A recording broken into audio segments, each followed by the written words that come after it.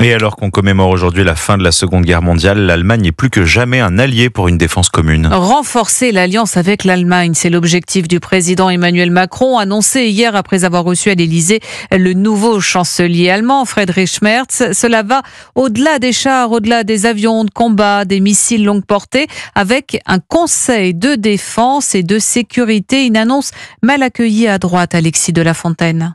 Oui, les Républicains restent très attachés à l'héritage du général de Gaulle et à l'indépendance militaire de la France.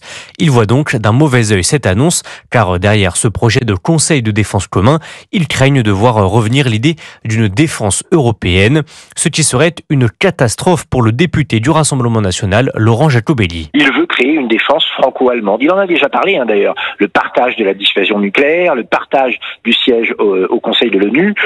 Emmanuel Macron veut brader notre défense, notre souveraineté. Ça a l'air d'être un peu le leitmotiv de son deuxième mandat. Il n'y a aucun intérêt pour la France, évidemment, à le faire. La droite reste méfiante vis-à-vis de l'Allemagne, qu'elle juge trop proche des États-Unis.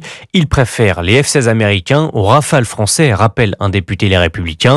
Mais Emmanuel Macron pense avoir une fenêtre de tir géopolitique entre la menace russe et l'abandon de Donald Trump. C'est selon lui le meilleur moment pour s'unir avec les Allemands. Alexis de la Fontaine pour Europe 1.